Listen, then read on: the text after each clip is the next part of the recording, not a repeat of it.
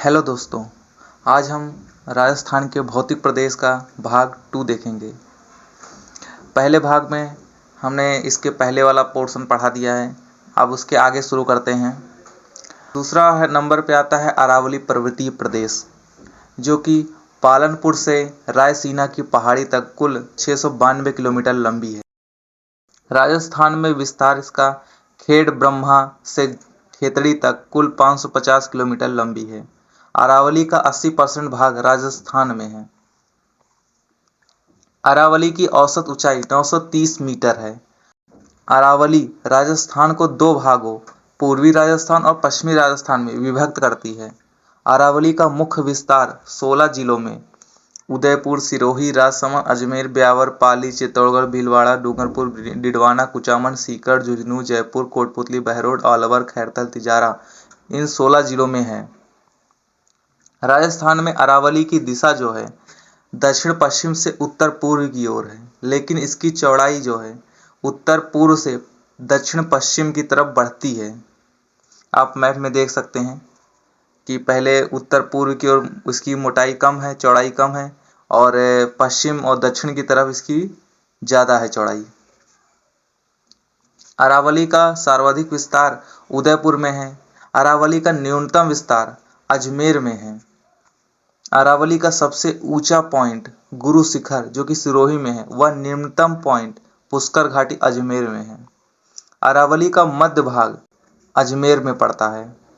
अरावली की सर्वाधिक ऊंचाई सिरोही में, व न्यूनतम ऊंचाई जयपुर में है। अरावली के उपनाम विष्णु पुराण में परिपत्र कहा गया है, भौगोलिक भाषा में मेरू, उदयपुर में आंडावाटा, बूंदी में अडावली, भारत का अपलेशियन कहा जाता है इसको। अरावली की तुलना अमेरिका के अपलेशियन पर्वत से की जाती है। इसकी उत्पत्ति देखते हैं।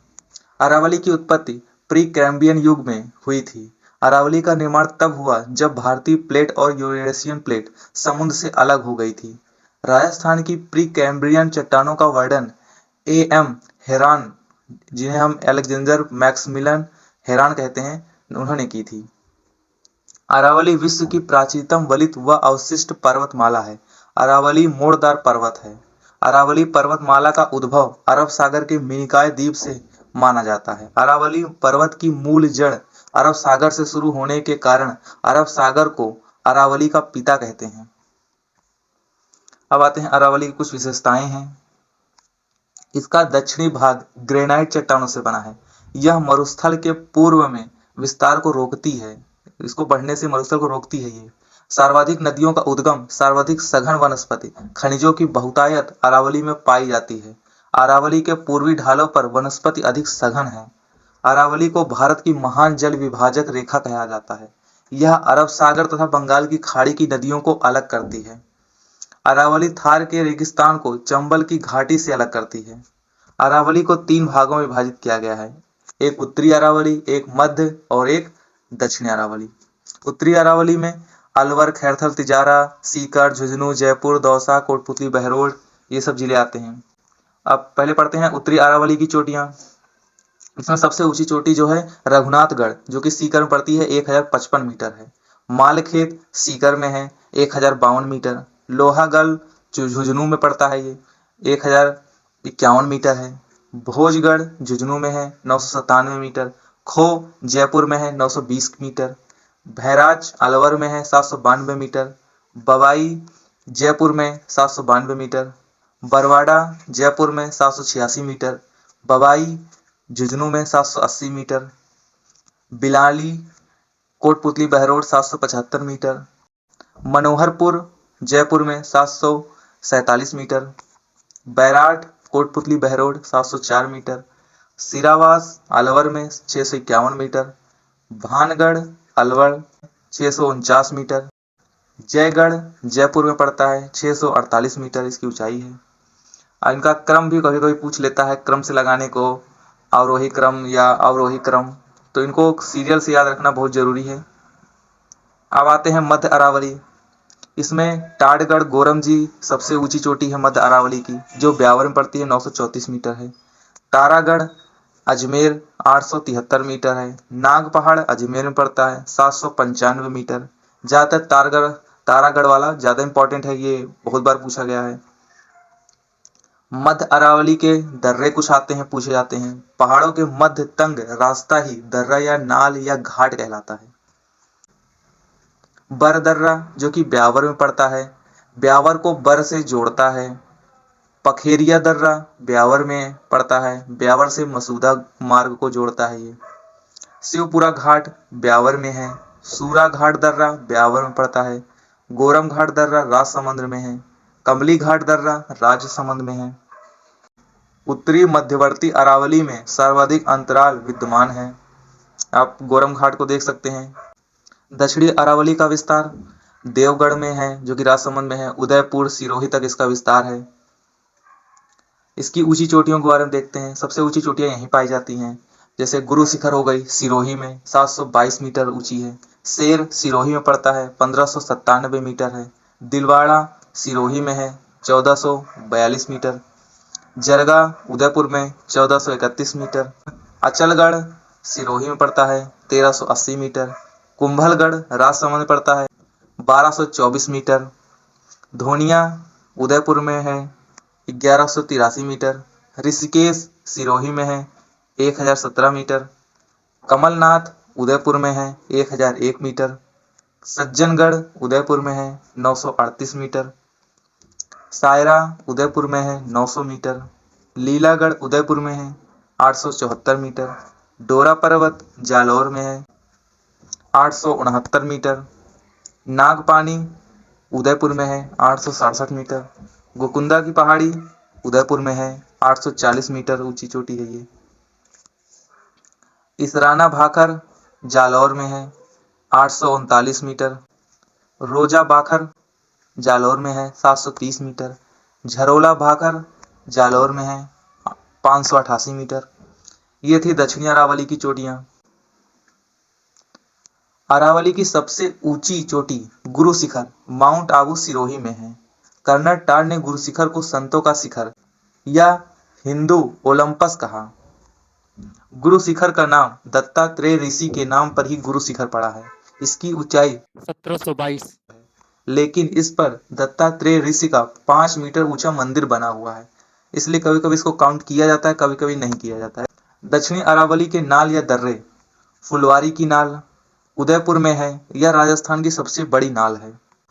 केवड़ा की नाल उदयपुर में है। देवारी दर्रा उदयपुर में पड़ता है। हाथी दर्रा उदयपुर में है, यह पिंडवाड़ा सिरोही से उदयपुर की ओर जाने वाले मार्ग पर स्थित है। हाथीगुड़ा की नाल कुंभलगढ़ किले के पास राजसमंद में स्थित है, यह पाली को राजसमंद से जोड़ता है। सोमेश्वर की नाल पाली में है। देसूरी की नाल पाली में है। अब आते हैं प्रमुख पहाड़ियों में, जैसे गिरवा उदयपुर के चारों तस्तरी नुमा पहाड़ियां होती हैं, उसे गिरवा कहते हैं। भाकर सिरोही की तीव्र ढाल वाली पहाड़ियां हैं, उन्हें भाकर कहते हैं। देसहरो उदयपुर में जरगा व रागा की पहाड़ियां जो वर्ष भर हरी भरी रहती है, उन्हें देसहरो कहते हैं। मेवल डूंगरपुर बांसवाड़ा के मध्य का पहाड़ी भाग, उसे मेवल कहते हैं। मेरवाड़ा की पहाड़ियां, ब्यावर अजमेर की पहाड़ियां, ये पहाड़ियां मेवाड़ को मारवाड़ से अलग करती हैं। धोसी पहाड़ी झुंझुनू में 740 मीटर है। हर्ष की पहाड़ी सीकर में 820 मीटर में है इसका विस्तार। इस पर हर्षनाथ मंदिर बना हुआ है। उदयनाथ पर्वत अलवर में है। मलाड़ी पहाड़ी बाड़मेर जालौर में है। आडावल पर्वत बूंदी में। मोड़ा पहाड़ झुंझुनू में है। मगरा अरावली से अलग अवशिष्ट पहाड़ियां हैं जो उन्हें हम मगरा कहते हैं। अब ये तीसरा पॉइंट आता है, अरावली यहाँ पे खत्म होता है। अब आता है पूर्वी मैदानी प्रदेश। इसमें जिले कौन कौन से आते हैं? अलवर, कोटपुतली, बहरोड, खैरथल, तिजारा, डींग, भरतपुर, जयपुर, धौलपुर, करौली, सवाई माधोपुर, भीलवाड़ा, चित्तौड़गढ़, डूंगरपुर, बांसवाड़ा, प्रतापगढ़। ये जिले आते हैं पूर्वी मैदानी प्रदेश में। पूर्वी मैदानी भाग चंबल, बनास, बाणगंगा, माही नदियों द्वारा लाई गई जड़ोल या दोमट मिट्टी से बना है। सर्वाधिक उपजाऊ भौतिक विभाग है, सबसे ज्यादा उपजाऊ यही है, इसलिए इसे खाद्यान्न का कटोरा भी कहते हैं।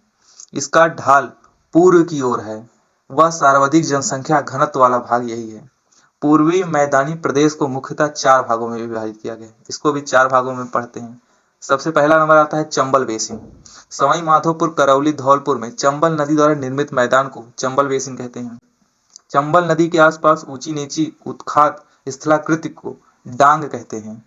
सर्वाधिक डांग भूमि जो है करौली में है, इसीलिए करौली को डांग की रानी कहते हैं। चंबल नदी के प्रवाह से मिट्टी में कटाव और नलिका पर्दन के कारण गहरी गहरी घाटियां बन जाती हैं, जिन्हें बीहड़ कहते हैं। यह कोटा, सवाई माधोपुर, धौलपुर तक फैली है। दूसरा आता है छप्पन बेसिन या माही बेसिन। माही नदी का प्रवाह क्षेत्र, जिसमें बांसवाड़ा, प्रतापगढ़, डूंगरपुर जिले आते हैं। प्रतापगढ़ का प्राचीन नाम कांठल था। प्रतापगढ़ में माही नदी का बहाव क्षेत्र कांठल का मैदान कहलाता है। बांसवाड़ा से प्रतापगढ़ के मध्य 56 गांव नदी नालों का समूह है, इसे 56 का मैदान कहते हैं। डूंगरपुर बांसवाड़ा का क्षेत्र वागड़, मेवल या व्याघ्रवाट के नाम से जाना जाता है। तीसरा आता है बनास बेसिन। बनास नदी व उसकी सहायक नदियों द्वारा निर्मित मैदान है। इसका ढाल पूर्व की ओर है। जलोढ़ मिट्टी पाई जाती है जो कृषि के लिए उपयुक्त है। औसत ऊंचाई 280 से 500 मीटर है। बनास बेसिन का उत्तरी भाग मालपुरा करौली के नाम से जाना जाता है। यह टोंक, सवाई माधोपुर, करौली में फैला है। इस क्षेत्र को एम हेरान ने तृतीय पेनी प्लेन नाम दिया। जहाजपुर का क्षेत्र खेराड व मालपुरा का क्षेत्र मालखेराड कहलाता है। चौथा आता है बाणगंगा बेसिन। बाणगंगा नदी के बहाव क्षेत्र का मैदान है, जो जयपुर, दौसा, डींग, भरतपुर जिलों में पाया जाता है। अब यहाँ पे मैदानी क्षेत्र खत्म होता है। अब आता है दक्षिण पूर्वी पठारी प्रदेश। हड़ौती का पठार भी कहते हैं इसको। यह मध्य प्रदेश में स्थित मालवा के पठार का उत्तरी भाग है। औसत ऊंचाई इसकी 500 मीटर है। जिले कोटा, बूंदी, बारां, झालावाड़ आते हैं। हड़ौती पठार को मुख्यतः 2 भागों में बांटा गया है, एक विंध्यन कगार भूमि, एक दक्कन लावा पठार। आप इसको फिगर में देख सकते हैं, विंध्यन कगार भूमि और हड़ौती का पठार। पहले आते हैं विंध्यन कगार भूमि। करौली, धौलपुर, सवाई माधोपुर में फैला है। चंबल व बनास नदी के मध्य का भाग है। बलुआ पत्थर से यहाँ पर ही महान सीमा भ्रंश ग्रेट बाउंड्री फॉल्ट पाया जाता है। अरावली पर्वतमाला व विंध्याचल पर्वत का मिलन स्थल होने के कारण महान सीमा भ्रंश कहते हैं। अरावली के पूर्व में स्थित है। बूंदी, सवाई माधोपुर, करौली, धौलपुर, कोटा, चित्तौड़गढ़ में फैला है। दूसरे नंबर पे आता है दक्कन लावा पठार। कोटा, बूंदी, बारां, झालावाड़ में फैला है। यहाँ बूंदी की पहाड़ियों का सर्वोच्च शिखर सतूर है। वह बूंदी के प्रमुख दर्रे लखेरी दर्रा, रामगढ़, खटगढ़ दर्रा, जेतावास दर्रा पाए जाते हैं यहाँ पे। अब आते हैं मुकुंदरा की पहाड़ियों में, जो कि कोटा में इसका सर्वाधिक विस्तार है। वह झालावाड़ जिलों में विंध्याचल पर्वतमाला का ही विस्तार है। क्षेत्र शाहबाद उच्च क्षेत्र 12 में पड़ता है। ये रामगढ़ के पास घोड़े के नाल की आकृति की पर्वत श्रेणी है, जिसके मध्य राजस्थान में एकमात्र उल्कापिंड गिरने से बनी झील है। विश्व भू विरासत ने क्रेटर के रूप में इसको मान्यता दी है। डंग गंगधर उच्च भूमि झालावाड़ का पठारी भाग है। राजस्थान के प्रमुख पठार में आते हैं। उड़िया का पठार, जो कि सिरोही में है, राजस्थान का सबसे ऊंचा पठार, जो 1360 मीटर ऊंचा है। गुरु शिखर के नीचे स्थित यही पठार है। गुरु शिखर से देखते हैं तो ये नीचे जो है यही पठार दिखता है। भोराड का पठार 1225 मीटर है। गोकुंदा, जो कि उदयपुर में से गुम्भलगढ़ के मध्य स्थित है, राजस्थान का दूसरा ऊंचा पठार है। ये भोराड पठार की सबसे ऊंची चोटी जरगा है।